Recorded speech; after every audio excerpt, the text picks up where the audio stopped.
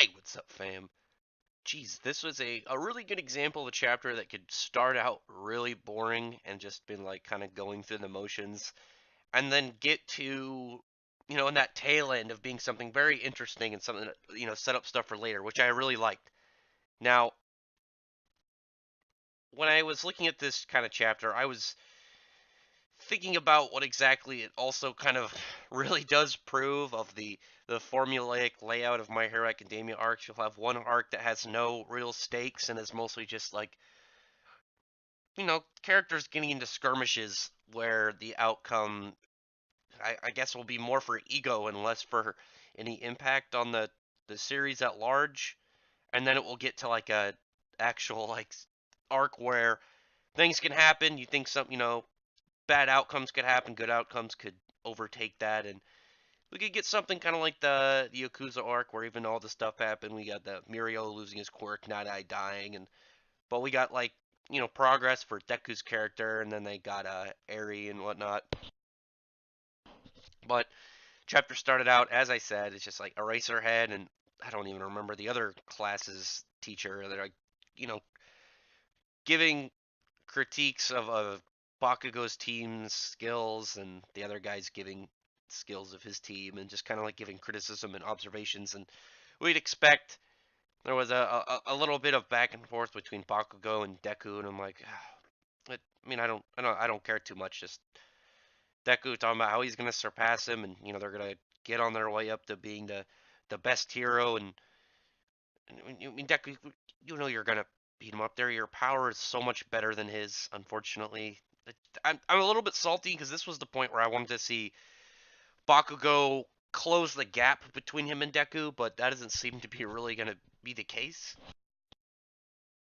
We got some nice character development for him from that. I admit, I noticed that we got some nice progress for Bakugo as a character, but with prior to shoot style, Deku was, he was like physical strength. He had the impact power to put Bakugo down, but Bakugo had the maneuverability and speed factor on him. But once Deku dropped shoot style, it was like, okay, now he has that, and now he's at like 20% at least that he could roll around in. So I don't even know what Bakugo can really have on him at this point, other than I guess superior team strategies, unless they're in a team fight where the overall strategy is someone going to take Deku down, where most of the characters within the series aren't really melee fighters, or he can one shot a majority of the characters. I don't like that whole bit. I was really hoping Bakugo would come up with some stuff, kind of like being able to. Oh, he gets punched by an attack. He takes the brunt damage, but the impact of like hitting a wall or the ground, he can counteract by using explosion to like massively weaken the damage output that he would have gotten, or something like that. Something that would have progressed him more in terms of a fighter, because obviously his character has been progressing. We get bits of it every time he comes up, every arc, like with the little kid bits. I thought that arc was well, it's like a little mini arc. I thought it was too long, but it's like, yeah, cool, we got character development, but Jesus, it shouldn't have taken so long. But I was hoping for more of fighting style and like combat wise jumps here, just because that was the whole theme of this whole thing. And for specific characters like him and Todoroki, I really wanted them to kind of jump the gap to get closer to Deku so they can feel like rivals again. Like, he's so much ridiculously ahead of them at this point. It's like, what are they even going to do if they ended up fighting? Or in a situation where they needed to, keep up with each other. Like, Deku's just so far ahead of them. But other than that, you had the kind of getting up for the next round, and Acid Chick, Gravity, and Great Boy are like, yeah, we don't really know entirely what we're going to be able to do in this whole situation, because, I mean, Great Boy, like, they're all pretty much support. I mean, the Acid Chick could be a pretty strong offensive character, but it doesn't. I don't think she has really much of combat experience. I mean, at least that I can remember. Maybe she's developed some, or got some good techniques. But Deku seems to be the only like straight combat style character amongst them. So I'm wondering where this fight is gonna go. I don't even know, other than Shinzo, of what their other team's combat skills are gonna be, because he's in the what I remember, he was on Class A's team for the first round, then he's in Class B's team for the last round. So that'll be kind of cool to see how they, their fight goes. I'm more curious to know what the other team is going to bring about. Like if they're just completely outclassed by Deku's massive strength, then I'm just going to be a little bit sad. I'm just going to be a little bit bummed to know that these characters just got screwed over fighting unfair OP main character, man. I mean, I don't want to make the comparison, but obviously some people probably will because they know I really like Black Clover. I mean, like Ass has got his advantages, but he's got a lot of disadvantages. Deku just seems to be all around like honed with his with one for all at this point. He's got speed, strength, durability, maneuverability. I think that he's getting a little too much, while the other characters are getting a little bit too little. It's either speed up other characters or coach your sled on Deku. Come on. But like I said, the chapter for the most part was like, setting up for the next fight. And I'm like, yeah, whatever. I'm not too interested in seeing them get ready. I want to see it all go down. You could have summarized a lot of this much quicker.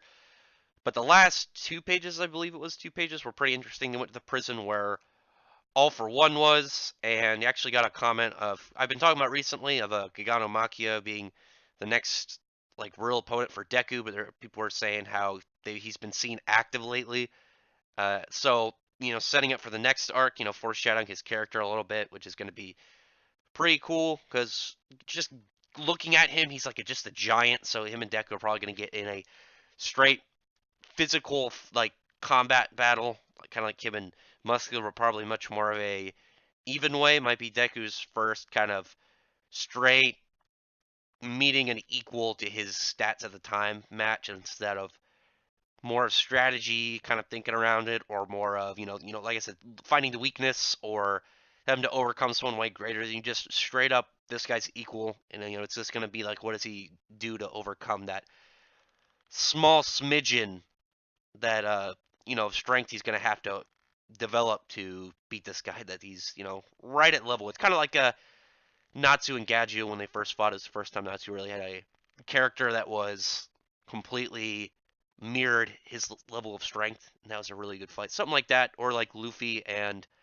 Rob Lucci, something like that, where it's just like the idea of trying to figure out a strategy of like a weird approach to the opponent, trying to figure out how to get past their ability isn't the thing. It's just straight my skills, their skills. Figure out which one budges first, which one finds the opening that they need. That I am looking forward to. I mean, this chapter though, at the end, obviously, we got some stuff though from All for One, and he's talking about how he can hear the voice of his younger brother, which is just more kind of foreshadowing of that dream Deku had and what it really means for One for All. So we're probably gonna get some cool stuff with him within the next couple chapters. I've seen a lot of theories in this. I'm just gonna try and keep this short. It's already 8 minutes, but maybe him being able to access some of the quirks that previous users have had. All I'm hoping is that they're more like beneficial to One for All and not just like straight new power. Something that can kind of just make it, like a support ability rather than anything, but like a support added on to All for One just improves it in some way. I don't know, maybe a hardening one that can make it so Deku can use 100% within like, I don't know, one attack every 10 minutes or something, something like that, where it's more of a added bonus of like strategy on top of the super strength than just, hey, I've got a brand new power that's also really good. All right, but yes, I'm wrapping it up now. I don't want to ramble on more than I already have been, already at 9 minutes. Tell me what you think in the comment section below. Like I said, the build up to the next fight, and I was like, all right, let's get this over with. And then some good stuff the last 2 pages that is going to be nice to see what those kind of run into. But otherwise, like, thumbs up, and subscribe if you enjoyed this video and this kind of content. Check out my other videos. Appreciate everyone that's already subscribed. Otherwise, thanks very much for listening. Bye.